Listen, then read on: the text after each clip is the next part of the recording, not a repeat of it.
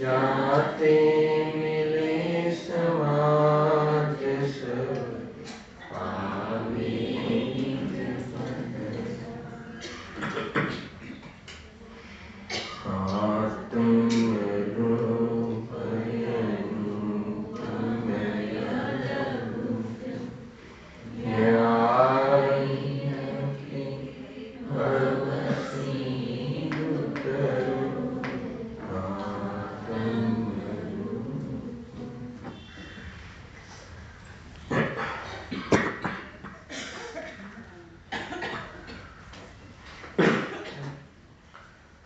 श्री मोक्ष मार्ग प्रकाशक ग्रंथ से 7वां अधिकार पर स्वाध्याय ચાલી રહ્યો છે। ધર્મ વૃદ્ધિ થી ધર્મ ધારક વ્યવહારાભાસી મિથ્યા દૃષ્ટિ એ પ્રકરણમાં પેજ નંબર 230। વ્યવહારાભાસી મિથ્યા દૃષ્ટિને તત્વ સિદ્ધાંત કેવા પ્રકારનું હોય છે અથવા તત્વ સિદ્ધાંતના નામે કેવા પ્રકારે અજ્ઞાન કરે છે એની ચર્ચા છે। તત્વાર્થ સિદ્ધાંત, તત્વનો સિદ્ધાંત તો શરત છે સમ્યક દર્શનની। તત્વાર્થ સિદ્ધાંત જ સમ્યક દર્શન છે, પણ તત્વાર્થ સિદ્ધાંતના નામે કેવા પ્રકારે અયથાર્થ અર્થાત અજ્ઞાન કરે છે એની ચર્ચા છે। એમાં જીવ અજીવ તત્વ સંબંધી અયથાર્થની ચર્ચા સમાપ્ત થઈ।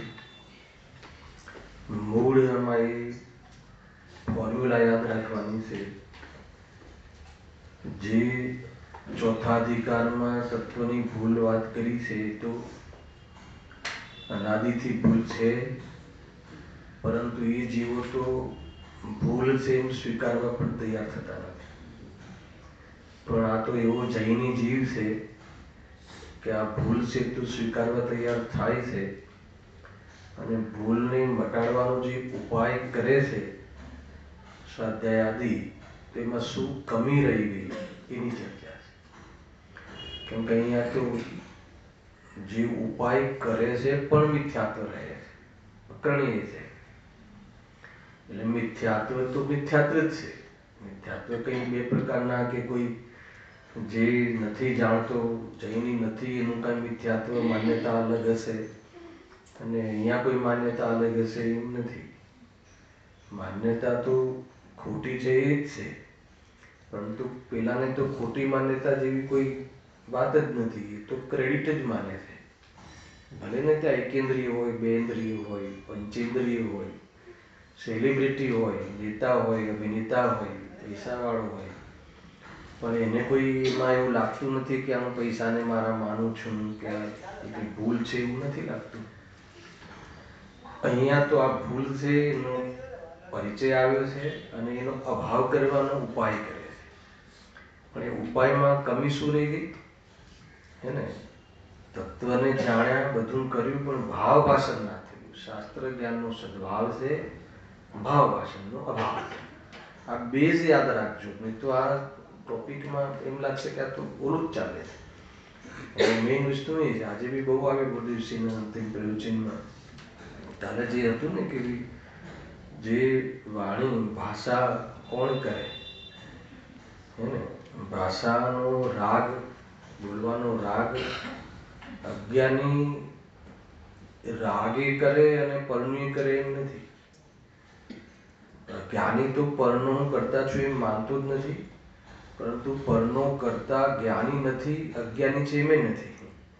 પરનો કરતા તો અજ્ઞાની નથી, અજ્ઞાનવશ રાગનો કરતા કહો તો કહો। કેમ કહો તો કહો? કેમ કે રાગને પોતાનું કર્મ માને। જ્ઞાનીને વિકલ્પ આવે છે, પણ એ વિકલ્પ એને નથી એમ કહી દઉં. કેમ નથી? કેમ કે કરતા માનતો નથી.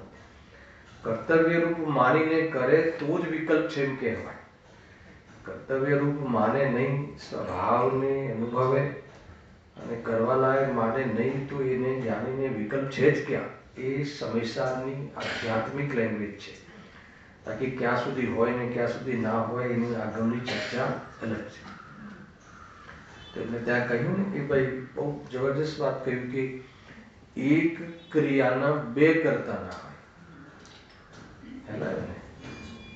અને બે અલગ અલગ દ્રવ્યોનો કરતા, એક કરતા બે અલગ અલગ દ્રવ્યના કાર્યનો કરતા ના હોય.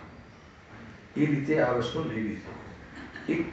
એક ધ્યાન કરાવવું છે કે એમને એમ કહ્યું કે અજ્ઞાની રાગનો એ કરતા છે અને ભાષાનો એ કરતા છે એમ ન બને. બરાબર છે.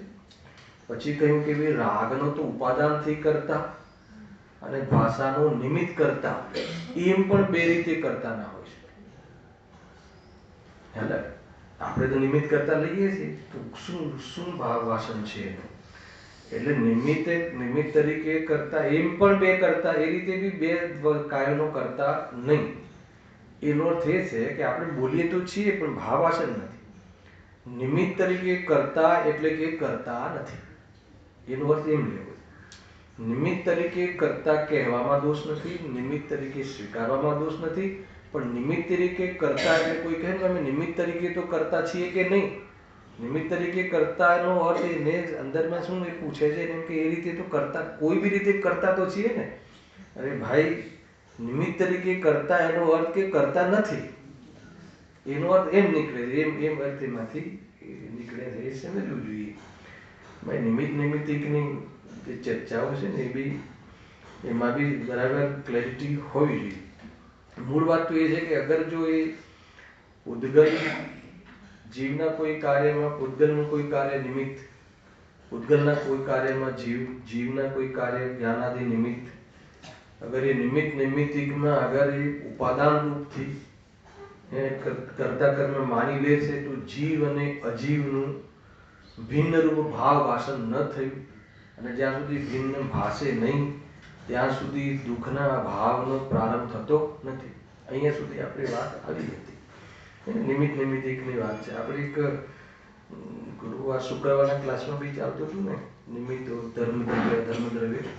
ખેર અહીંયાનો વિષય બી નથી. એક થોડુંક ત્યાં આપણે કોઈ ફિનિશિંગ નહોતું આપ્યું કોઈ પ્રશ્નને, કે ત્યાં હતી, તમે લઈ બી લેજો, 9મી ગાથા નિયમ 7 એની ફૂટનોટમાં આની ચર્ચા છે. તમે હવે નેક્સ્ટમાં લઈ લેજો. ક્રિયાવર્તી શક્તિનું જે પરિમાણ છે એ બે પ્રકારે છે. એક ગતિરૂપ અને એક શક્તિરૂપ. નામ શું છે? ક્રિયાવર્તી. હે ને? અને એના બે કાર્ય કયા કયા? ગમનરૂપ અને સ્થિતિરૂપ. સ્થિર થવાનું બે કાર્ય. એમાં એક આપણે એક સામાન્ય કથન એ કર્યું હતું કે ગમનરૂપ એ અશુદ્ધ પરિમાણ છે અને સ્થિતિરૂપ એ શુદ્ધ પરિમાણ છે. પછી એમ બી કહ્યું કે જે ઉર્ધ્વ ગતિ છે એ સ્વભાવરૂપ છે. એમ બી કહ્યું, સાંભળી લેજો થોડુંક. પછી વિષય આગળ બહુ ચર્ચા નથી કરી તો થોડુંક એમાં ક્લેરિટી આવવી જોઈએ. અને પછી બેને પૂછ્યું હતું કે જે સ્કંદ છે એ સ્થિત થાય તો એનું સ્થિતિ શુદ્ધ ગણવું, શુદ્ધ પરિણામ ગણવું કે અશુદ્ધ ગણવું? તો સ્કંદનું અશુદ્ધ પરિણામ સ્થિતિરૂપ. તેની ક્લેરિટી શું છે કે જે ગતિ એટલે ગમન લેવું. ગતિ ચાર ગતિ નહીં, ગમન અને સ્થિતિ એટલે સ્થિતરૂપ. તો જીવ અને પૂતગલમાં જ આ બે ક્રિયાવર્તી શક્તિ છે એટલે આ બે કાર્ય એમાં જ જોવા મળે છે. તો આચાર્યદેવ કહે છે, પદ્મપ્રભનલધારીદેવ કહે છે, 9મી ગાથા ખૂબ લીધી હતી આપણે, તો એમાં એમ કહે છે કે ગતિ પણ, ગમન પણ બે પ્રકારનું છે. એક સ્વભાવ ગતિ, એક વિભાવ ગતિ. અને સ્થિતિ પણ બે પ્રકારની છે. એક સ્વભાવ સ્થિતિ, એક વિભાવ સ્થિતિ. હવે જે મધ્યલોકથી જ્યારે અર્યન પરમાત્મા શરીર આદિને કર્મ આદિનું નિમિત્તપણું છોડીને ઉર્ધ્વગમન કરે છે. ઉર્ધ્વગમન સ્વભાવ છે, પણ કયું ઉર્ધ્વગમન? નિમિત્તો રહિત થઈ અને ઉર્ધ્વગમન કરે છે તો એ સ્વભાવગતિમાં છે. કોઈ વ્યક્તિ 7મી નરકથી ઉપર આવે મધ્યલોકમાં અને પછી દેવલોકમાં જાય, એ જે ઉર્ધ્વગમન છે ને એ પાછું સ્વભાવગતિ નથી, કેમ કે એમાં શરીર અને કર્મ નિમિત્ત પણ છે. પણ અર્યન ભગવાનનું જે ઉર્ધ્વગમન પણ છે એ વાસ્તવમાં સ્વભાવગતિ છે. એ સિવાય જે પણ ગમન શરીર આદિથી સમુષણમાં, અહીંયા સમુષણ લાગ્યું પછી બીજે સમુષણ લાગ્યું, તો એ ગમન કેવું છે? અશુદ્ધ પરિણમન છે. ક્રિયાવર્તી શક્તિનું અશુદ્ધ પરિણમન 14મા ગુણસ્થાન સુધી હોય છે. ખ્યાલ આવ્યો?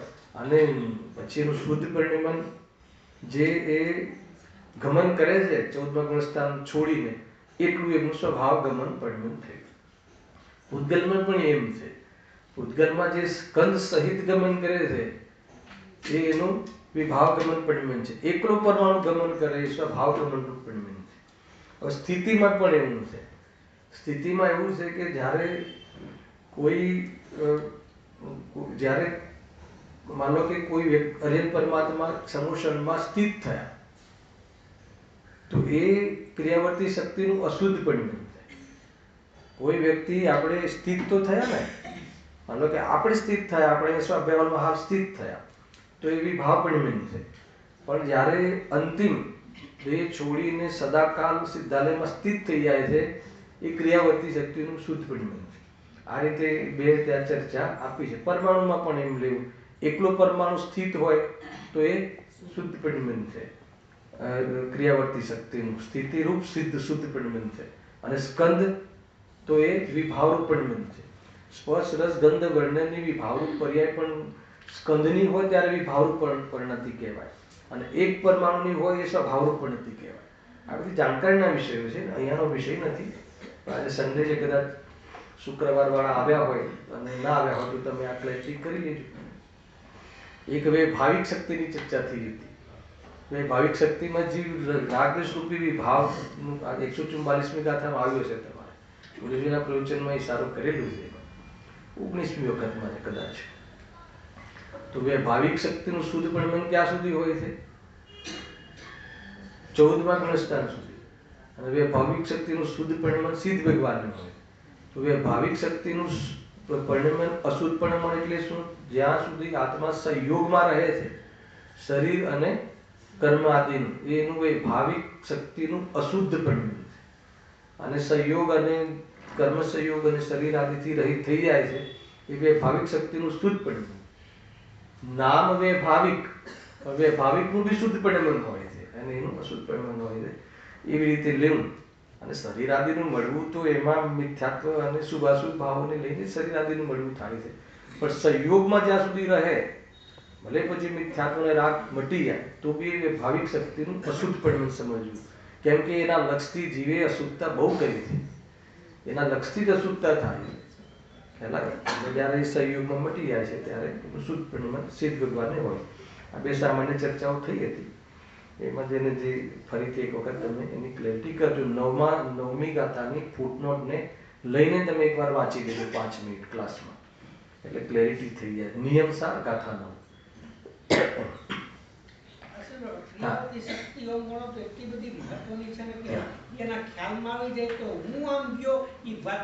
કરતા કરવાનું અજ્ઞાન મટી જાય. એટલે તો બહુ સરસ એમ જ છે. ક્રિયાવર્તી શક્તિથી પછી કોઈએ મારું કર્યું, મારી ક્રિયા મને કોઈએ સ્થિર કર્યો કે કોઈએ મને ગમન કરાવ્યું કે કર્યું, એ વાત જ સિદ્ધ છે. ખ્યાલ આવે? તો એ બહુ સરસ છે. આ બધા જીનાગમના બધા જ ટોપિકો જે વેદ વિજ્ઞાનના પોષણ કરે છે, એ તો જેટલી ચર્ચા કરો તો કોઈ પિષ્ટ પેશનનો કે દોષ લાગતો નથી. હે ને? વારંવાર એને કહેવાથી કોઈ એનું રિપીટેશનનો દોષ લાગતો નથી. કેમ કે એનાથી આપણું અંદર અંતરંગ ભૂમિથી શુદ્ધિ થાય છે. સમજવાથી વિશુદ્ધિ આવે છે અને શ્રદ્ધાન થઈ જાય તો વિતરાગતા થઈ જાય છે.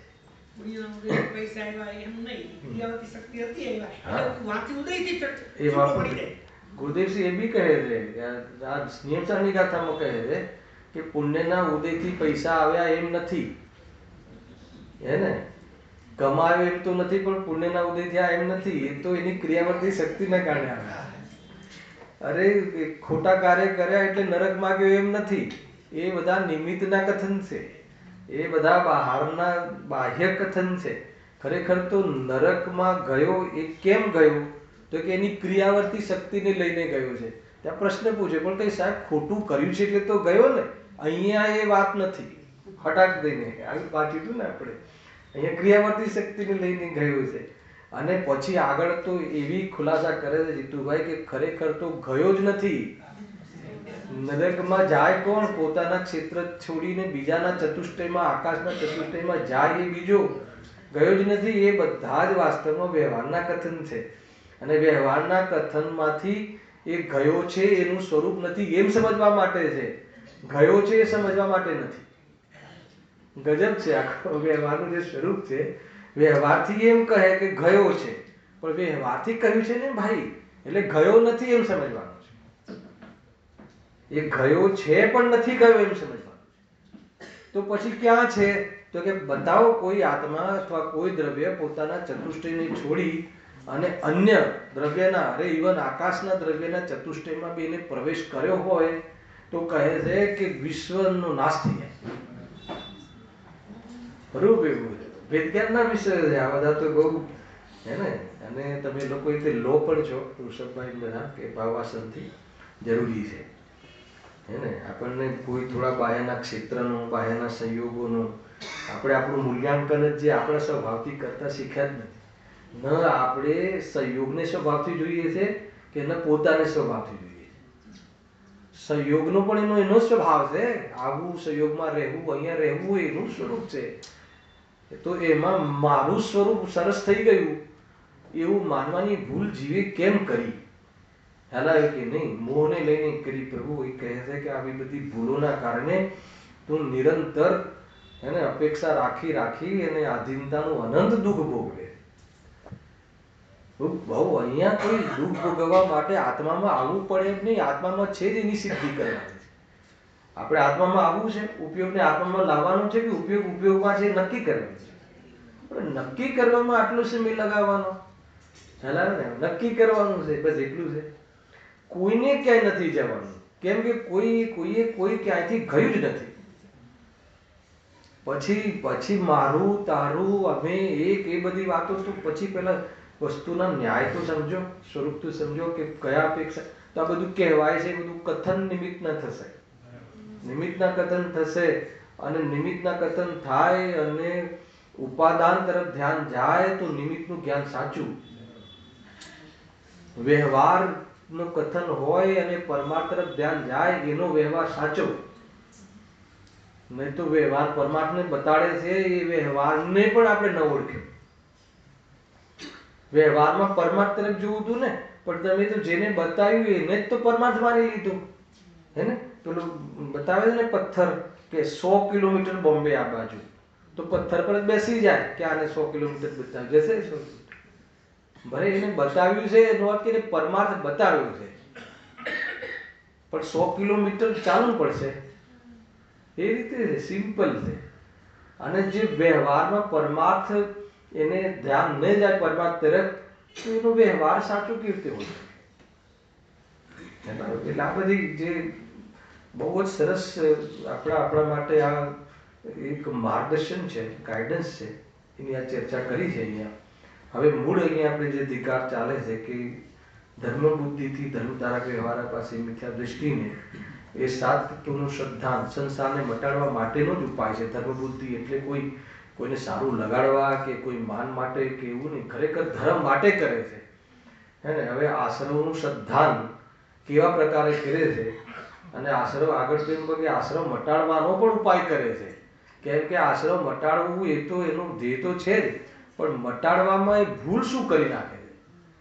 કોને આશ્રમ મટાડ? કે આશ્રમનું સ્વરૂપ જ ખબર નથી. જે આશ્રમનું સ્વરૂપ સમજે છે આશ્રમ નથી, એ બાહ્ય પેકિંગ છે. અને આજે બાહ્યમાં ક્રિયાઓ છે ને, આ છોડવું, આ છોડવું, તે છોડવી ક્રિયાઓ, હે ને. તો એ તો આશ્રમને છોડવાની બાહ્ય પ્રવૃત્તિ છે. તો એ વાસ્તવમાં એ પેકિંગ પર જ નીચે છે. વ્યવહાર પાસેની મૂળ દર્દ, મૂળ ભૂલ કઈ છે કે પેકિંગને જ સ્વરૂપ માની લે છે. ચાહે પુણ્ય આશ્રમ હોય કે ચાહે પાપ આશ્રમ, છોડવામાં બી પાપ આશ્રમને છોડવા માટે પાપની ક્રિયા છોડે છે, પાપ પરિણામ નથી છોડતો. એટલે પેકિંગ પર જ લક્ષ છે એનું, ખ્યાલ આવે ને. એ રીતે છે. અને એને પાપ પરિણામ દુઃખરૂપ લાગતા જ નથી. પાપ ક્રિયામાં જ મેં પાપ ક્રિયા ના કરી, મેં ના કરી, એ બધી ચર્ચાઓ આમાં ખૂબ આવે છે. એમાં પહેલું જે સ્ટેપ છે, કાલે આપણે વાત કરી હતી, 2 વિભાગમાં છે. એમાં પહેલો વિભાગ તો જે આપણી ચાલતી ધારા છે કે એ પુણ્યને ઉપાદેય માને છે. પણ પુણ્યને ઉપાદેય માને છે એને આપણે એમ લઈએ કે એ પાપને હે માને છે, તો સારી વાત છે. પણ પુણ્યને ઉપાદેય માને છે. ના ખ્યાલ આવે? પાપ પુણ્યને હે માનવું એ તો ધર્મ છે, પરંતુ એમાં પાપને તો હે માને છે પણ પુણ્યને ઉપાદેય માને છે. તો એ ભૂલ થઈ ગઈ. જે આપણી રૂટીન, જે ગુરુદેવ શ્રી વારંવાર આપણે આપણને પ્રહાર કરે છે કે ધર્મ નથી, ધર્મ નથી, ધર્મ નથી. પણ એ ભલે બોલીએ ને આપણને, પણ છતાં બી પુણ્ય પરિણામ અને પુણ્યના ફલમાં એટલું સારું લાગે છે. લાગે કે નહીં બે રીતે છે. માનો કે તમે કોઈ સારું વક્તવ્ય આપ્યું હોય, ઋષભ તમે કાલે સારો વિષય ખુલાસો કર્યો હોય, અને હું એમ કહું કે ભાઈ તમે ખુલાસો બહુ સરસ કર્યો, તો એમાં તમને મીઠાશ લાગે કે ના લાગે? અને હું એમ કહું કે કાંઈ નહીં, ખાસ ઠીક છે, આ દમ નથી કોઈ ખાસ, તો કેવું લાગે? શું લાગે? એટલે પુણ્ય પરિણામમાં અને પછી પરિણામનું ફલ, એ બંનેમાં મીઠાશ લાગવું એનું નામ ઉપાદેયપણું. પુણ્ય પરિણામ ના હોવું હે ને, એનું નામ હે નથી.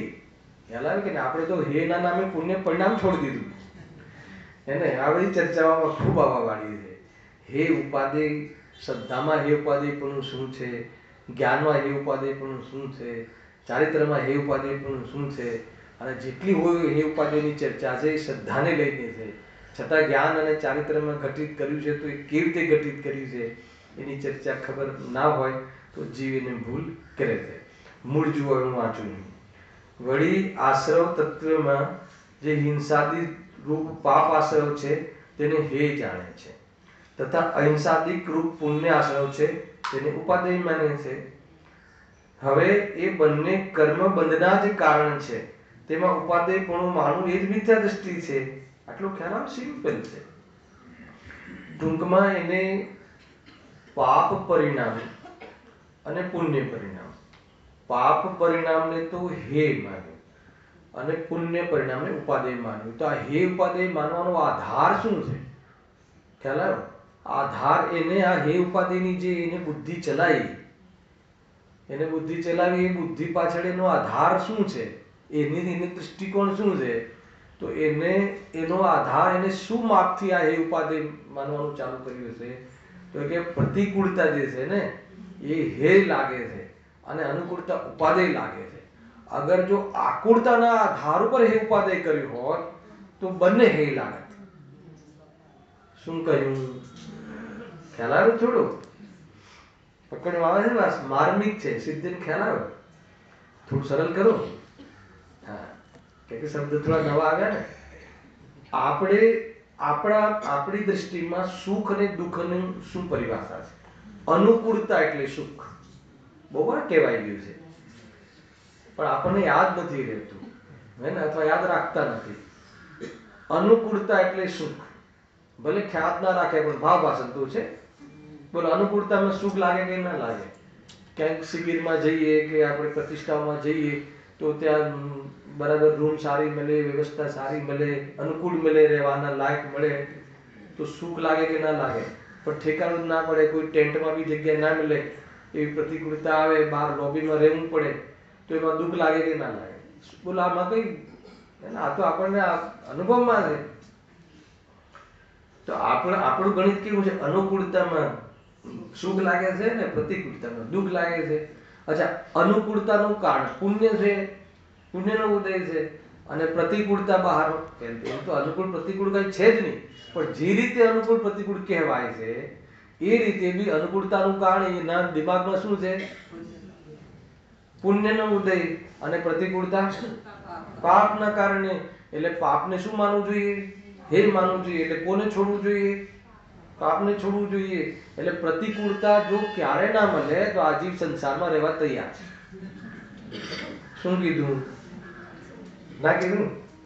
માની લો કે બહુ જ આમ 7 પેઢી સુધી અનાજ ખૂટે નહીં, વાહ વાહ થતી હોય, ક્યારે કમાવા જવું પડે નહીં, ડબલ થતા જ હોય જ્યાં મૂક્યા હોય ત્યાંથી, તો પછી મોક્ષમાં જવું જોઈએ કે ના જવું જોઈએ? મોક્ષ યાદ આવે કે ના આવે? ખ્યાલ આવે? એટલે એને જે હે ઉપાદેયનો ભેદ કર્યો પાપ પુણ્યમાં, એનો આધાર અનુકૂળતા પ્રતિકૂળતા છે. અગર જો આકુળતા એ દુઃખ, નિરાકુળતા એ સુખ. હવે આકુળતાના આધાર ઉપર જો ભેદ કરવા જાવ તો ભેદ ના કરી શકત. કે પુણ્યનો ઉદય ઘમટેલો હોય, પણ મને એ બતાવો કે આકુળતા મટી કે નહીં. આકુળતા નથી મટી તો પછી એ પુણ્ય પરિણામ, જે પુણ્યના ઉદયનું કારણ છે, પુણ્ય પરિણામ અને પુણ્યનો ઉદય બંને રાખવા લાયક કેવી રીતે લાગે બતાવો.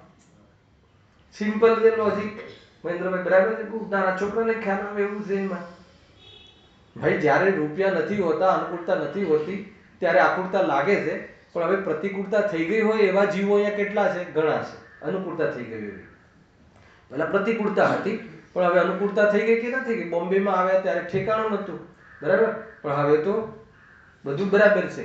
તો મને બતાવો આકુળતા મટી થઈ? અરે સાહેબ, રોજ આકુળતા વધે જ છે, ઘટતી જ નથી. તો પછી એ ઉપાધિ કેવી રીતે થઈ? અને ઉદય તો ઉપાધિ ન થયો, પણ એ ઉદય જે આવ્યો એનું કારણ પુણ્ય પરિણામ, એ ઉપાધિ કેવી રીતે થઈ? એટલે અગર જો આકુળતાના આધાર ઉપર અગર જો એ ઉપાધિ કરત તો ખરેખર એ રાખવા લાયક ન માને. અને અહીંયા હે ઉપાધિનો અર્થ એ નથી કે હોય ના હોય એનું નામ હે ઉપાધિ નથી.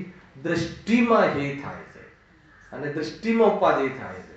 પુણ્ય પરિણામ તો હે કહે છે એને હોય છે, અને પાપ પરિણામ પણ હે કહે છે એને હોય. શું કહ્યું? નથી હોતું. સમ્યક દ્રષ્ટિ ને પાપ પુણ્ય હે માને છે ને, દ્રષ્ટિમાં હે છે, પણ બંને પરિણામ છે ને. એને અસંયમ છે, અવિરતિ છે. સટકાના જીવોની હિંસાનો પણ ત્યાગ કરવાની ક્ષમતા નથી એ વખતે. સમ્યક દર્શન હોય છતાં બી પાંચેન્દ્રના વિષયોના ભોગમાં પ્રવૃત્તિ દેખાય છે કે જે શું છે? હે છે. તો દેખાય છે. હવે હે છે તો કેમ કરે છે? વાત એ છે ને ભાઈ, હેનો અર્થ હોવાનું નામ હે નથી. એની પર દ્રષ્ટિ હોવી, કરવા લાયક માનવું, એનાથી સુખ માનવું, એમાં કાંઈ ગલતી નથી, એમાં શું ગલત છે, બધું બરાબર છે એવું માનવું, એનું નામ શું છે? ઉપાધિ. હે ને? એનું નામ ઉપાધિ છે. ક્રોધ થવાનું નામ ઉપાધિ નથી. ક્રોધ કર્યો એમાં ખોટું શું કર્યું? ક્રોધ ગલતી લાગતી જ નથી, ક્રોધ દોષ લાગતો જ નથી, એનું નામ ક્રોધ ઉપાધિ છે. અને જ્યાં સુધી દોષ લાગતો નથી એને એ વાસ્તવમાં મિથ્યાત્વ છે. દોષ ન લાગવો એનું નામ મિથ્યાત્વ છે. ખ્યાલ દોષ લાગે, ગુણ લાગે, ગુણ અને દોષનો વિભાગ એની દ્રષ્ટિમાં આવી જાય, ગુણ પ્રગટ કરવાની દ્રષ્ટિ થઈ જાય, અથવા આ ગુણ છે એ જ મારું સ્વરૂપ છે એવી દ્રષ્ટિ થઈ જાય, ખ્યાલ અને ઓલો દોષ છે એની દ્રષ્ટિ થઈ જાય, ત્યાં સુધી ગુણ પૂર્ણ પ્રગટ નથી હોતા અને દોષ સંપૂર્ણ અભાવ હોતો નથી. પરંતુ દ્રષ્ટિમાં ગુણની દ્રષ્ટિ સંપૂર્ણ હોય છે અને દોષ દ્રષ્ટિમાંથી સંપૂર્ણ છૂટો હોય છે. અંતર ખ્યાલમાં આવ્યો કે નહીં? કે ભારે પડે છે?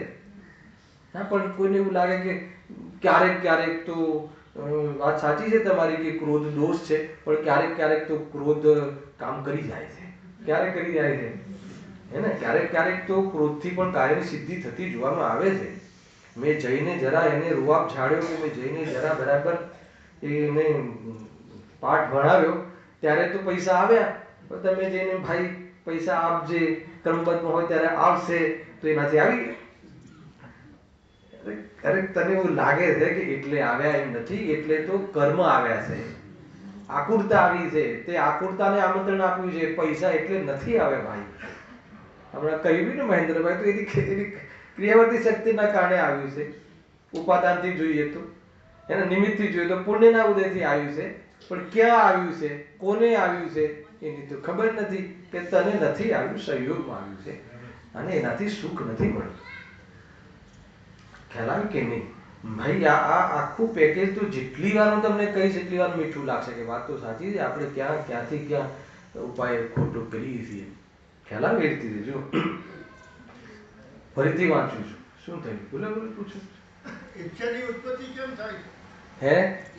એકત્વના કારણે. હે ને? ઈચ્છા કેમ થઈ? એકત્વના કારણે. અને ખરેખર તો ઉપાધિ બુદ્ધિપૂર્વક ઈચ્છા થઈ એને જ ઈચ્છા કહેવાય છે. નિજરાધિકારમાં કેટલી ચર્ચા છે કે જ્ઞાની અપરિગ્રહી છે. જ્ઞાની અપરિગ્રહી છે. કેમ? કેમ કે અનિચ્છુક છે. હવે એની ઈચ્છાઓ નથી. જ્ઞાનીની ઈચ્છાઓ નથી. તો કે સુખ બુદ્ધિપૂર્વક ઈચ્છા નથી, હે ને, ઈલાજના રૂપમાં દેખાય છે. બહુ જ એક પ્રકારથી એમાં આવવું નથી ને આવ્યું છે, અવશ્યપણે હોય છે. પરંતુ આપણે હોશે હોશે હોય છે. સુખ બુદ્ધિ માની છે ને મિથ્યાત્વ, એ મિથ્યાત્વ સહિતની ઈચ્છા જ ને ઈચ્છા કહેવાય. બાકી ઈચ્છા તો જ્ઞાનનું જ્ઞેય છે. જ્ઞાનીની આખી વાત બદલાઈ જાય. ખ્યાલ આવે? કેવી છે ખબર છે જ્ઞાનીની ઈચ્છા કેવી છે કે સીતાજીને મહેલમાં લઈ જાય છે રાવણ કિડનેપ કરીને, અને રામ સાથે તો ઓલી નાની કુટીરમાં કે ઝૂંપડીમાં રહેતી હતી, સીતા માતા રહેતા હતા. પછી એમને અપહરણ કરીને ત્યાં લઈ જાય છે મહેલમાં. તો બોલો એને મહેલમાં રહેવાની ઈચ્છા છે? મહેલમાં છે ને. હવે ઓલું ક્યાંય નથી એ વાળી વાત નથી લગાવવાની. મહેલમાં છે ને, મહેલમાં દેખાય છે કે નહીં? છે. પણ એ મહેલમાં રહેવાની ઈચ્છા છે. એને એવું થઈ જતું હશે રામજી તો મને ઝૂંપડીમાં રાખે છે, આ મહેલ સારો છે એવું કહેવા લાગતું હતું. બસ જ્ઞાનીને ઈચ્છામાં એવું છે.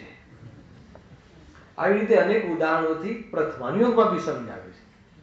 ભાઈ પ્રથમાન યોગમાં બી બહુ જબરજસ્ત સમયસારનું પોષણ થતું હોય સિદ્ધાંતોનું.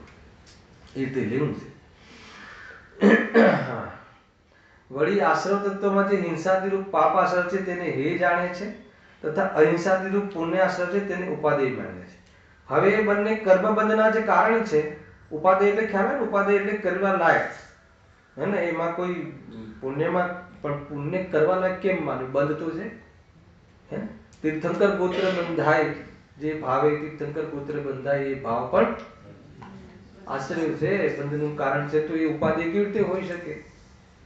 હવે એકદમ ટોપના ભાવને બહાર કાઢી નાખ્યો તો બધી નાના નાના મોટા મોટા જે ભાવ આવે છે, સુખ ભાવ, ખ્યાલ હાથીના પગમાં બધાના પગ સમાઈ જાય કે નહીં? તો એ રીતે ટોપનો ભાવ, જે ભાવે તીર્થંકર પુત્ર બંધાય એ ભાવ પણ, હે ને, આશ્રય છે, છોડવા લાયક છે, આત્માનું નથી, આત્માનું સ્વરૂપ નથી. તો પછી નાના મોટા ભાવો, અચ્છા આવું કોણ માને છે? અરે આવું જ્ઞાની માને છે. અરે આવું માને છે એ જ્ઞાની છે. હલાવે કે નહીં? એ રીતે છે. આ તો કે પાપ હે છે, પાપ હે છે. પાપનો ઉદય ખરેખર નથી ગમતો એને. ખ્યાલ આવે કે નહીં? પાપ પરિણામ નથી ગમતા એવું નહીં. કેમ? કેમ કે પુણ્યને ઉપાદેય માન્યું ને. તો પુણ્યને ઉપાદેય માન્યું તો એનાથી સામગ્રી મળે છે, ભોગ સામગ્રી. એના લક્ષથી પાપ થાય છે. તો એ પાપને ક્યાં હે માને છે? પાપના ઉદયને હે માને છે. આ આખું આ રહ્યું. એટલે પાપ પરિણામ ને પુણ્ય પરિણામ, એને કાલે થોડું લીધું હતું ને મેં, પાપ પાપાનુબંધી પાપ, પુણ્યાનુબંધી પાપ. પાપના બે પ્રકાર, બંધ અને ઉદયની ઓરથી પાપના બે પ્રકાર. કયા? પાપાનુબંધી પાપ અને પુણ્યાનુબંધી પાપ. એમાં શું લેવું છે? જે છેલ્લો શબ્દ બેમાં પાપ પાપ કોમન આવ્યું ને, એમાં ઉદય લેવાનો, હે ને. એટલે પાપનો ઉદય હોય, પાપનો ઉદય હોય તો છતાં પુનઃ પાછા પાપ પરિણામ કરે, એ પાપાનુબંધી. પાપનો અનુબંધ પાપના ઉદયમાં કરે, એ પાપાનુબંધી પાપ. એક પુણ્યાનુબંધી પાપ. પાપનો ઉદય તો છે પણ પુણ્ય પરિણામ કરે છે, હે ને. આ તત્વ વિચાર કરે છે, પ્રભાવના કરે છે. ભલે ઘરે ખાવા કાંઈ ના હોય, પરંતુ તત્વમાં, તત્વની પ્રભાવનામાં હર્ષ બતાવે છે. આજીવિકા આદિ બહુ તકલીફ હોય, પાપનો ઉદય પાછળમાં, છતાં બી એને આ વાતની રુચિ છે, આ વાત ગમે છે, એની પ્રભાવના આદિ કરે છે. તો એ શું થયું? ઉદય પાપનો, પણ પરિણામ તો પુણ્યાનુબંધી પાપ. પાપના ઉદયમાં પણ પુણ્યનો બંધ કરે છે, હે ને. અને ઉદય પાપનો હોય તો બી વેદજ્ઞાન કરી અને ધર્મ પણ કરી શકે છે. એ તો મૂળ વાત છે. હવે પુણ્યના બે પ્રકાર કરો. હવે પુણ્યના બે પ્રકાર કયા? હે ને, પાપાનુબંધી પુણ્ય અને પુણ્યાનુબંધી પુણ્ય. એટલે ઉદયમાં પેલા પાછળના શબ્દ છે, ઉદયમાં લો, આગળ. હવે મેં કેમ લીધું કે ચર્ચા તમારે ચાલે છે મંડળમાં હમણાં અહીંયા, તો એમાં કોઈના કોઈના પ્રશ્નો આવે છે, લઈ લો પાપ પુણ્યનું પ્રકરણ છે ને, એટલા માટે. યદ્યપી આપણું કોઈ આશ્રવ તત્વની ભૂલમાં એ હાલ કોઈનો વિસ્તાર કરવાની જરૂર નથી. તો પાપાનુબંધી પુણ્ય અને પુણ્યાનુબંધી પુણ્ય. તો ઉદય લઈ લો બંને બાજુ. ઉદય તો પુણ્યનો છે પણ ક્લબોમાં ફરે છે, હે ને, પૈસા કમાવાની જરૂર નથી, કોઈ બાપા મિનિસ્ટર છે એટલે કોઈ પોલીસ એને પકડતી નથી. પોલીસ કેમ નથી પકડતી? કે કોઈ પુણ્યનો ઉદય છે. ખ્યાલ આવે કે નહીં?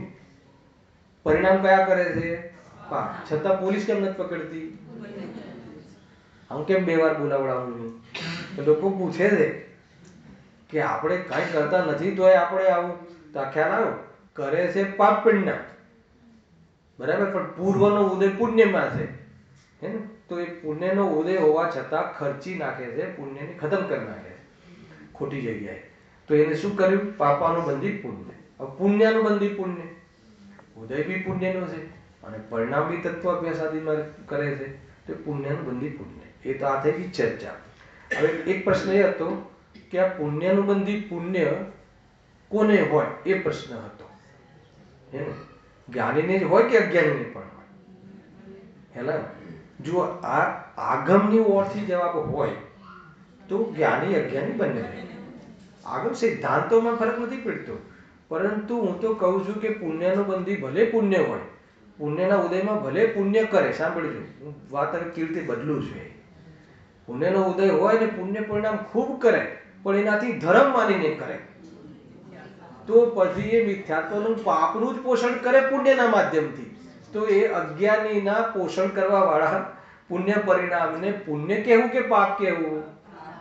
તો કે અજ્ઞાનીને તો પુણ્ય હોતું નથી, એકલું પાપ હોય છે. આવું કથન સિદ્ધાંત કથન નથી, આ આધ્યાત્મિક કથન છે.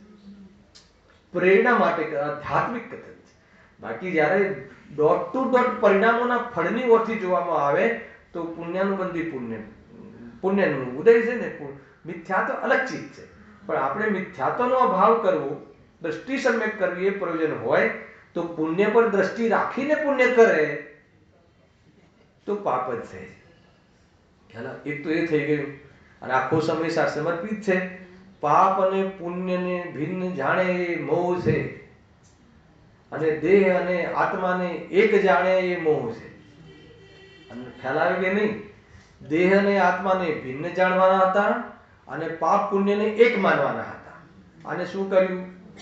પાપ પુણ્યને ભિન્ન જાણ્યા અને દેહ અને આત્માને એક માન્યા. કયા કયા તત્વની ભૂલો થઈ? બધા જ, હોલસેલમાં, હે ને? બરાબર છે કે નહીં? જીતુભાઈ, ખ્યાલ આવે છે? પાપ પુણ્યને એક માને, સમાન માને. ભાઈ અમે શું કરીએ? પાપ પુણ્યના તો ભેદ આચાર્યોએ કર્યા છે. પ્રશ્ન કરો તમે જરા થોડા, હે ને? આશ્રમના 2 ભેદ કર્યા તો કર્યા શું? જયારે એક જ હતા તો 2 ભેદ કરીને શું કરવા અમને તમે કન્ફ્યુઝન કરો છો?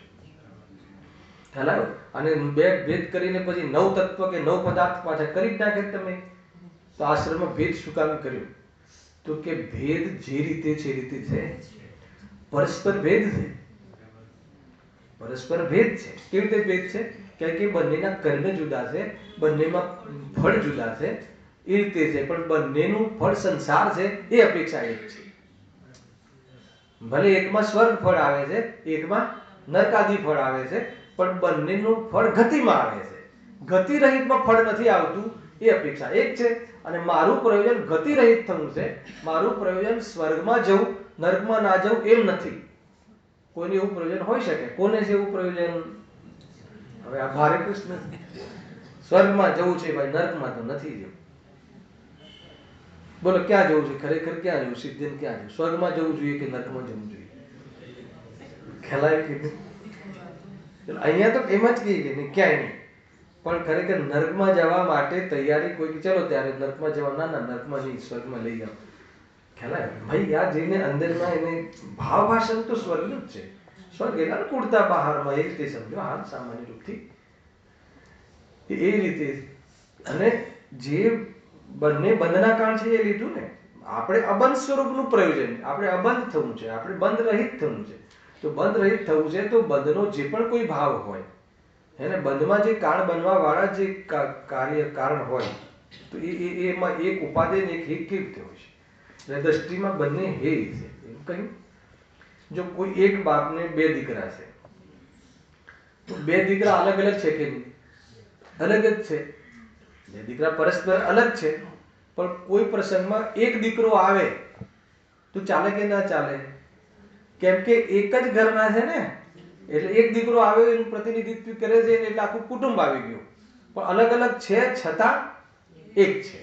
એક કેવી રીતે છે?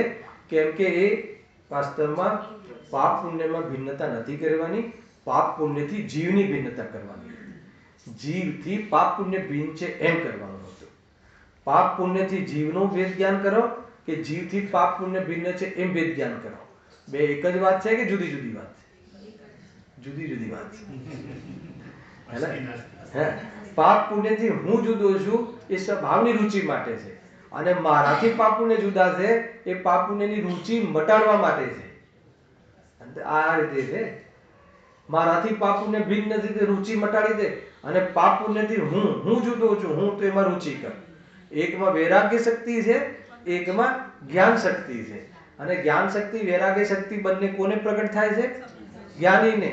હેલો, રાગની રુચિ છૂટવી એ વૈરાગ્ય શક્તિ છે, અને સ્વભાવની રુચિ થવી એ જ્ઞાન શક્તિ. હેલો, રાગ મંદ પડવો એ વૈરાગ્ય, અને બહુ બધી જાણકારી હોવી એ જ્ઞાન. હે ને? જ્ઞાન ક્રિયા વ્યાયામ મોક્ષ થઈ ગયો. હે ને? રાગ મંદ કર્યો ને, બધા આપણે વ્રતાદિ કર્યા રાગ મંદ પડ્યો એટલે શું થઈ ગયું? ક્રિયા થઈ ગઈ ને, વૈરાગ્યની ક્રિયા થઈ ગઈ, ચારિત્ર આવી ગયું. અને બધી આત્મા શુદ્ધ છે, આત્મા આમ છે તેમ છે, આત્મા અનંત ગુણોનો પિંડ છે, એને એ બધું અમને જાણકારી છે, તો જ્ઞાન થઈ ગયું. તો એક જ્ઞાન બી થઈ ગયું ને વૈરાગ્ય થઈ ગયું. આવું જ્ઞાન વૈરાગ્ય કોને હોય? આવું જ્ઞાન, આને જ્ઞાન ને વૈરાગ્ય માને કોણ હોય? આવું તો હોય, આવું તો બધાને હોય, પણ એને જ્ઞાન અને વૈરાગ્ય માને ભૂમિકા અનુસાર બધું હોય, જે પ્રમાણે જે હોય. ભાઈ બહુ ભૂલો ચાલે છે એ રીતે છે. હે ને? શાસ્ત્ર જ્ઞાનને જ્ઞાન માને છે, અને બાહ્ય આચરણને ચારિત્ર માને છે. ખ્યાલ આવે કે નહીં? અને શ્રદ્ધાની ખબર જ નથી. શ્રદ્ધાની તો જીવને ખબર જ નથી. અને ટોટલી આખો સંસાર બી શ્રદ્ધા ઉપર છે, અને મોક્ષનો મહેલ બી શ્રદ્ધા ઉપર, અને શ્રદ્ધાની ખબર નથી. આ સંસાર જેવો ઉભો છે ને, સંસારનો આખો ઘોડો એ શ્રદ્ધાના બેજ, શ્રદ્ધાના પાયા પર ઉભો છે. અરે આપણને આ દીકરો મારું ભલું કરી શકે છે એવી શ્રદ્ધા ના હોય ને, તો આપણે દીકરાને પંપાડીએ જ નહીં. હલાવે કે નહીં? આ દુકાનમાં જવાથી કમાવાય છે, અને કમાવાથી પૈસા આવે છે, અને એ હું કરી શકું છું ને એનાથી સુખ મળે છે, આવો અંદરમાં ભરોસો, વિશ્વાસ, શ્રદ્ધા ના હોય તો બીજા દિવસે નુકસાન થવા છતાં બેગ લઈને ઓફિસ જવાના પરિણામ જ ના આવે. પાછું તાજો ને તાજો, એકદમ ફ્રેશ નો ફ્રેશ બીજા દિવસે ફરી જાય છે. શું કામ જાય છે? કેમ કે એની પાછળ કોની તાકાત છે? કે શ્રદ્ધા. પણ એ શ્રદ્ધા કેવી છે? ખોટી શ્રદ્ધા. ખોટી શ્રદ્ધા છે એટલે એને શું થવાનું છે? ખોટી શ્રદ્ધા છે એટલે ઠેસ પહોંચવાની જ છે. ખોટી શ્રદ્ધા છે એટલે આકુરતા થવાની જ છે. પણ જે વસ્તુ જેવી જેવી શ્રદ્ધા કરે, અને કદાચિત વેપાર આદિમાં જવાનો સંસ્કાર રહે તો બી જીવ ત્યાં શું કરે છે? સુખી થાય છે. ત્યાં પણ અસંખ્યાત ગુણી નિરંતર થાય છે. ત્યાં પણ શુદ્ધિની વૃદ્ધિ થાય છે. એકવાર સમ્યક દર્શન થઈ જાય પછી ક્યાંય બી જીવ રહે તો નિરંતર એનો ભાવ ઘટે જ છે, એની શુદ્ધતા વધે છે. એવું કરનાર યોગનો સિદ્ધાંત બતાવે છે. જેટલા બી ભાવ સમ્યક દર્શન થયા પછી ભાવ નક્કી થઈ જાય છે. ભાવ નક્કી થઈ જાય છે તો પછી એ ભલે ને ભોગમાં હોય તો 16મો ભાવ થાય. ભોગમાં રહે અને એકવાર સમ્યક દર્શન થઈ ગયું, ઉદાહરણ લઈ ગયા, એના 15 ભાવ થઈ ગયા, નક્કી થઈ ગયા, 15મા ભાવે જશે ફિક્સ. એના ભાવ સીમિત થઈ જાય છે, નક્કી છે. ને તો આટલી મોટી ક્રાંતિ આવીને આ મહાન કાર્ય થયું.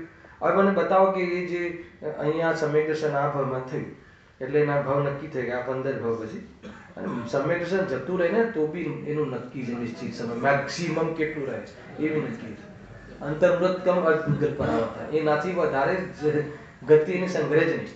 હવે સાંભળ્યું, હવે માન લો કે અહીંયા સમ્યક દર્શન થઈ ગયું આપણને અત્યારે, પછી ક્યાં જશું? નિયમથી સ્વર્ગમાં જશું. પૂર્વમાં બંધ થયું હોય તો ગૌણ કરો એને. હવે સ્વર્ગમાં જશું. હવે સ્વર્ગમાં શું કરશે? આખો દિવસ આત્મા કરશે, બોલવામાં, પરિણામોમાં, કે ભોગાદીનું પણ એમાં દેખાશે, પડતું મૂકશે, એમાં બરાબર જોડાશે. તો એ વખતે એવું કરવા છતાં એનો ભાવ ઘટશે કે વધશે? 15 ના 16 થશે કે એ જે બીજા નંબરનો ભાવ ગયો તો 13 પછી 12 એમ થશે? તો પછી ભાવ ઘટે છે તો પછી ભાવ ઘટવાના કારણ બી તો હોવું જોઈએ ને ત્યાં. તો કયું કારણ છે? ભોગે છે એ કારણ છે? ભોગવામાં રસ નથી એ કારણ છે. ભોગવામાં રુચિ નથી એ કારણ છે. ભોગવામાં ઉપાદેય બુદ્ધિ નથી એ કારણ છે. ભોગવવામાં હે બુદ્ધિ છે એ કારણ છે. હાલ એ કારણથી ભોગવે છે એટલે એમાં એના ભોગવવાનો રસ નથી, અને જે ભોગવે છે એટલે છૂટવા માટે જ ભોગવે છે, નિપટવા માટે ભોગવે છે, આનંદ માટે નથી ભોગવતું. પછી ફ્યુચરમાં મળ્યા રાખે એના માટે નથી ભોગવતો. ખ્યાલ આવ્યો કે નહીં? બહુ જોરદાર છે. તમે શાંતિથી વિચારજો, આખો નિર્જાધિકાર આવી ગયો. અત્યારે ચાલે છે ને અમારે લડમાં, એટલે મને ગજબ છે. ભોગવે છે, પુણ્યમાં હોવાનું નામ ઉપાદેય નથી. પુણ્યમાં શું માને છે એના આધાર પર એ ઉપાધિ નથી. આપણે એ ઉપાધિમાં, હું તો ઘણી વાર ચેલેન્જ કરું છું કે નહીં, પુણ્ય કરીએ છીએ એનું નામ ઉપાદેય જો માનીએ તો પાપને હે ક્યાં માને? પાપને હે માનવાના અર્થ તો એ થાય કે તમારે પાપ હોવું જ ના જોઈએ આજથી.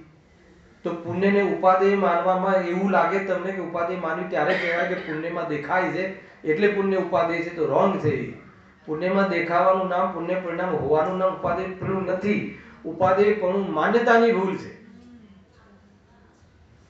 ખ્યાલ આવ્યો કે નહીં? ઉપાદેય પણ એટલે કે એમાં એ બંધનું કારણ હોવા છતાં ભલું લાગવું. હે ને? હવે ઘણી વાર એકત્વ શબ્દથી ભાવાસન નથી થતું. પુણ્યમાં એકત્વ છે પણ ભલું લાગે છે ને એનું નામ એકત્વ. ભલું નથી લાગતું? ગજબ છે. સ્વાધ્યાય કરવાનું પરિણામ ભલું લાગે છે કે બુરું છે? બહુ કઠણ પડી જાય. હવે વ્યવહારથી જવાબ આપો તો ભાઈ અપેક્ષાથી તો ભલું જ છે. કહેતા કઈ રીતે ભલું છે? અચ્છા, ભલું છે તો ચલો આપણે પોસ્ટમોર્ટમ કરીએ. તમે જે રાત્રિમાં લો છો એવું મને વિકલ્પ આવો. ભલું છે તો કઈ રીતે ભલું છે? છૂટ છે તમને કહેવાનું. ચલો તમે ભલું છે એમ કહ્યું ને, તો ભલું છે તો કેવી રીતે ભલું છે? તો એ રીતે ભલું છે કે એના માધ્યમથી ભેદવ્યાપ કરીને આત્મદ્રષ્ટિ કરે તો ભલું છે એવો ઉપચાર આવે. હલાવે કે નહીં? અચ્છા, બુરું કઈ રીતે છે? તો તમે કહે ભલું નથી. ભલું નથી તો બુરું છે કે આમાં શું તકલીફ પડતી? ના ના, સારા શબ્દોમાં કેવી ને ભલું નથી એમાં જરા એને અંદરમાં ચોટેલો જ છે મહેન્દ્રભાઈ. ના ના, બુરું છે એમ કહેવામાં થોડુંક તકલીફ પડે છે. તો ભલું નથી એનો અર્થ તો બુરું છે ને. એ ભાવ બુરો ભાવ. અચ્છા, બુરો ભાવ કેમ છે? અગર જો એ ભાવમાં જ સંતુષ્ટ થઈ જઈએ, એકત્વ માનીએ તો બુરો છે. પણ એ ભાવ ન ભલો છે ન બુરો છે. માન્યતામાં આ વસ્તુ થાય છે. એકત્વ બુદ્ધિનું ભલું જ લાગે છે આપણને. પુણ્ય પરિણામ ભલું જ લાગે છે આપણને. ભલું લાગે છે એટલે આપણને એમ જ લાગે છે કે આનાથી મને લાભ જ છે. ખ્યાલ? પુણ્યથી આ બધું બહારમાં મળે છે તો આપણને ભલું લાગે. આપણે અંદરમાં ખરેખર અંદરમાં મીઠાશ છે. મીઠાશનું નામ ઉપાદેયતા. પુણ્ય પરિણામનું હોવાનું નામ ઉપાદેયતા નહીં. મીઠાશ લાગે, ગમે છે. ભાવભાષણ કર્યો ભાઈ. એ તો કે પુણ્યમાં એકત્વ બુદ્ધિ. અમે ક્યારે બી હું તો બોલતા જ નથી હું ને પુણ્ય એક છીએ. એવું બોલો છો તમે કોઈ દિવસ? એવું વિચારો બી છો કે હું ને પુણ્ય બે એક છીએ? એવું કોઈ દિવસ આ મંત્ર કર્યો તો ભાઈ અમારે એકત્વ બુદ્ધિ ક્યારે? એકત્વ બુદ્ધિ એક છે બોલવાના નહીં. એકત્વ બુદ્ધિ એનો અર્થ કે તમારા કાર્યમાં એનો આધાર લાગવો, આપણા કાર્યની સિદ્ધિમાં એનો આધાર ભાસવો, એના કારણે મને લાભ છે એવું અનુભવમાં રહેવું, એનું નામ ઉપાદેયતા. આખી તમે એ ઉપાદેયતાની જે કડી છે સમજજો. વ્યવહારનો પક્ષ કાઢવો બહુ મુશ્કેલ છે. બહુ ભારે પડી. હા, ગમે એટલી વ્યવહારની ધુલાઈ કરે પણ વ્યવહાર ગમે. ગમે એટલી ધુલાઈ કરે કે ગુરુદેવ સિદ્ધિ મળી ગઈ છે ને, તંત્ર બધું શસ્ત્ર કેવી રીતે, પરંતુ આ અચ્છા તું જે કહી રહ્યો છે એ શું છે? જે વાણીમાં થઈ શું છે? વ્યવહાર છે. પણ આજે તો બહુ સરસ કહ્યું. એનો રસ બહુ આવે છે ભાઈ, બહુ રસ આવે છે. અને રસ આવે છે એનો અર્થ કે વ્યવહારનો પક્ષ. હે પકડ બનાવે. એનું જ ચાલે છે પ્રકરણ કે બહારની પેકિંગમાં પેકિંગમાં ફરક કરે છે એને ધર્મ માને છે. આ એ છે ને મિથ્યાત્વ, અવિરતિ, પ્રમાદ, કષાય ને યોગ આગળ કહેવા વાળા છે. તો કે બાહ્ય ક્રિયા, બહારની ક્રિયા તો સ્ટોપ કરી દે પણ અંતરંગમાં પરિણામનો વિચાર નથી કરતો. પોતાની માન્યતાને ઠેસ પહોંચે ને હા, તો એ વસ્તુ એક્સેપ્ટ નથી થતી, એટલે એ માન્યતા બદલાવા પુરુષાર્થ નથી થતો. આ લખ્યું છે અંદર કે મોહના કારણે એનો વિચાર નથી કરતો. વિચાર કરવાની પાસે એની યોગ્યતા તો છે પણ મોહના બળના કારણે, હે ને, મોહના બળના કારણે એ વિચારને પ્રવેશ જ કરવા નથી દેતો. વિચાર કરે, વિચાર કહે તો બી પ્રવેશ કરવા દેતું નથી. કેમ કે એટલું ગમે છે, માન એટલું ગમે છે, કોઈ આપણા માટે બે શબ્દ કહે એટલું ગમે છે, લોકો આપણને બધા જાણે એટલું ગમે છે, અંદરમાં એટલી મીઠાશ હોય છે એની. ભલે એમ કહે કે પોતાને જાણવાનું નામ ધર્મ છે, બધા પોતાને જાણે, હે ને, એનાથી કોઈ ધર્મ નથી, પણ આવું મેં કહ્યું, શું જબરજસ્ત મેં આજે વાત કહી, હે ને, મને બધા આ રીતે જાણે કે આ અધ્યાત્મ ભાઈનું જોરદાર છે, એ અંદરમાં એટલી મીઠાશ આવે છે. એ તો ભાવાસનમાં. તો એ શું કરવું, પછી પકડવું જોઈએ. આ રીતે આપણે ચર્ચા કરીને પકડવું જોઈએ. અંદરમાં જે અંદરનો ચોર છે ને, ઘરનો ગદ્દાર છે, આ ઘરના ગદ્દારને ના પકડી શકાય. પૈસા મળે છે જેમાં હોટલોમાં જઈએ એટલે આ ક્યાંથી આવ્યો? આ તો જીવ ઉપર પુણ્યથી પાપાનું બંધી પુણ્ય થઈ ગયું ને ભાઈ. એ તો ગઈ ને, હજુ ત્યાં જ છો ને, આ સારી વાત નથી, હજુ ત્યાં જ ઉપયોગ ચાલે છે. એ તો આપણે ગયું પાપાનું બંધી પુણ્ય. પૈસા મળીએ પુણ્યનો ઉદય છે, પરંતુ આપણે હોટલોમાં એને વ્યય કરી નાખીએ ઉપયોગને. તો એ પાપાનું બંધી પરિણામ કયું કર્યું? અનુબંધ શાનો કર્યો? પાપનો. ઉદય શાનો છે? પુણ્ય. તો એ કેવું પુણ્ય થયું? પાપાનું. સિમ્પલ. તો એ સમજીને સમજવું શું છે એમ કે ભાઈ આ બધું મળે છે તો બી તું પાપનો ઉદય હોય તો બી જીવ આત્મ વિચાર કરી શકે. કોઈ એવી યોગ્યતામાં બતાવ્યું નથી કે અમીર હોય એ જ કરી શકે, ગરીબ હોય એ ના કરી શકે, એને એવું કોઈ જગ્યાએ નથી કહ્યું. આત્માને પામવા માટે આત્માની અનુભૂતિ કરવાની છે, એને એટલે બહારની કોઈ પણ પાત્રતા આત્મદ્રષ્ટિ માટે નથી કહી. સ્ત્રી હોય, પુરુષ હોય, તિર્યંચ હોય, કોઈ કશું નથી કહ્યું. એવો પ્રશ્ન પૂછી શકીએ ને કે બધાને હજી સ્વર્ગમાં જઈને ગુરુદેવની સાથે રહેવું છે, પણ નરકમાં મહાપદ્મ પ્રભુ ભગવાન સાથે નથી રહેવું.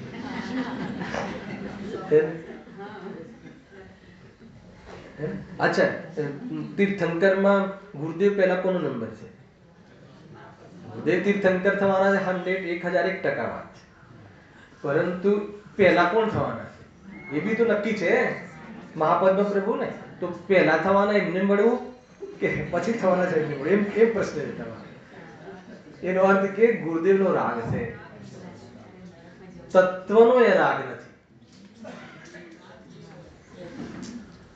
ખ્યાલ ભાઈ બહુ સમજવા જેવું. ખરેખર તો વિતરાગતામાં ભેદ કરીએ. ખ્યાલ વિતરાગતાની ઓરથી જીવોમાં ભેદ કરી નાખ્યો. એટલા માટે અભેદની દ્રષ્ટિ હોવી જોઈએ. કોઈ બી હોય, તીર્થંકર 24માં હોય કે પહેલા હોય, આપણા માટે તો વિતરાગી છે એ મહત્વનું છે ને. વિતરાગતાની ઓરથી જોઈએ તો એક જ સમાન છે. આ રીતે સમજવું ભાઈ. રાગ છે ને, આપણે અટકવાના સ્થાન બહુ છે, અટકી જઈએ છે. હું શાંતિથી વિચાર કર્યો છું. ટૂંકમાં જે કોઈ બી જીવનું આમાં અપમાન નથી થતું. આપણે તો વાસ્તવમાં આપણે એને સમજવામાં ભૂલ કરીએ તો એમનું બી અપમાન થયું ને, આપણું બી આત્માનું બી અપમાન થાય જ છે નિરંતર. હું ચૈતન્ય સ્વરૂપ છું એ ન માન્યું, બોલ્યો ખરો પણ ન માન્યું, તત્વની વિરાધના. હું બોલ્યો એનું નામ આરાધના, તો કે એ તત્વની વિરાધના. હું ચૈતન્ય સ્વરૂપ છું એવું હું બોલ્યો એ આરાધના, એવું માન્યું એ તત્વની વિરાધના. કે એને આત્માને બોલવાને તો એ બોલવાનું કાર્ય જડનું છે અને જાણવાનું કાર્ય ચેતનનું છે. તો પછી એ હું બોલ્યો અને પાછું એટલે આરાધના, તો એ તત્વની વિરાધના. 7 તત્વ સંબંધી ભૂલ જ્યાં સુધી નહીં ચડે ત્યાં સુધી કશાયના અભાવ થવાનો પ્રારંભ નહીં થાય. પહેલા ભૂલ વટાડવી જરૂરી છે. અને એટલા માટે આ આપણે ઉતાવળ કર્યા વગર લઈ જાય છે. આ તો ખાલી ભૂમિકાના આધાર પર ચર્ચા થઈ. ચોથા અધિકારમાં તો બહુ ખુલાસાથી થઈ હતી, પણ એ તો ટાઈમ થઈ ગયો ને. ભૂલ તો અનાદિની છે ને આજે બી છે. હર ક્ષણ ઘાત કરી રહ્યો છે. હે? હર ક્ષણ ઘાત કરી રહ્યો છે પોતાનો, પછી સહજ લાગી રહ્યું છે. એને ભૂલ નથી લાગતી. ભૂલ નથી લાગતી. માનો કે આપણે એમ કહીએ કે હું કમાયો, કથન વ્યવહારનું છે, કથન એમ થશે, પણ ખરેખર એવું લાગે એ ભૂલ લાગે છે કે નથી લાગતી? એમાં મેં સમસ્ત જ્ઞાનીઓનો અનાદર કર્યો એવું લાગે છે કે નથી લાગતું? ભાષે નથી ભાષતું કે નથી ભાષતું, તો પછી એવા મોહનું પરિણામ એ ફળ શું હોઈ શકે? અનંત સંસાર કેમ ના હોઈ શકે? મને બતાવો એનું ફળ અનંત સંસાર કેમ ના? આપણે તો એવો એક બી સમય નથી હોતો કે જ્ઞાનીઓનો અનાદર નથી કરતા. હલાવ્યું કે તમે જોઈ લો, મેં બનાવ્યું, મેં રસોઈ બનાવી, ભાઈ કથન તો એ રીતે જ થશે ને, તો કોણ ના પાડે છે? કથન એ રીતે કરો, માનો બી એ રીતે વ્યવહારથી માનવામાં બી પ્રોબ્લેમ નથી, પણ તમે વ્યવહારથી માનો છો કે તમે ખરેખર આમ પોતાનું મેં જ કર્યું એમ માનો છો? કે કેવી રીતે તમે કહો છો મેં જ કર્યું એમ માનો છો? થોડું બી એની કોમેન્ટ્સ કહી દઈએ કે બરાબર નથી થઈ તો દુઃખ કેમ થાય છે? કે તમે એમ માને છે કે મેં કર્યું છે, તો કહે છે કે એ અનંત જ્ઞાનીઓથી વિરોધ મત થયો, તો એમાં અનંત જ્ઞાનીઓનો અનાદર થયો કે નહીં? એ ખ્યાલ આવે છે?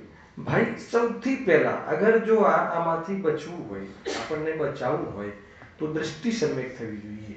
જે વસ્તુ જેવી છે એવી માનો. દ્રવ્ય ગુણ પર્યાયનું સ્વરૂપ, કષાયનું કષાય રૂપ, વિભાવનું વિભાવ રૂપ, સ્વભાવનું સ્વભાવ રૂપ. જેમ છે માનીને સ્વભાવ તરફનું અગર વેદજ્ઞાન આપણું પ્રબળ થાય અને એનો પ્રેમ વધે, તો કોઈ માર્ગ જડે ને તો નહીં જડે.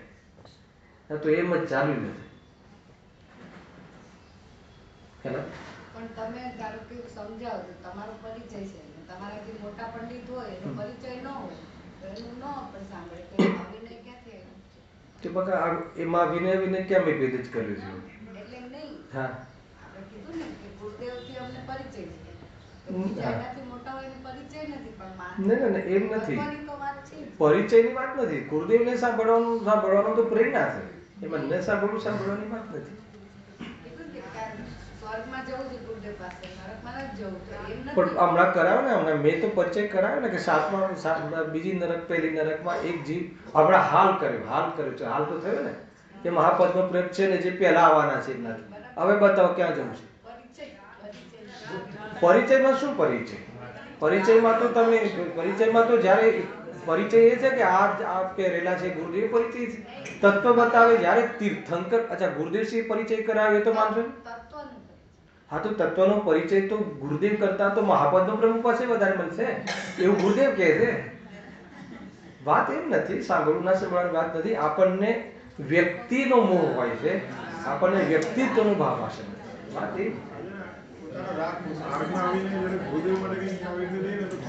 હા, જો આ ઠેસ પહોંચી એમ બતાવું છું.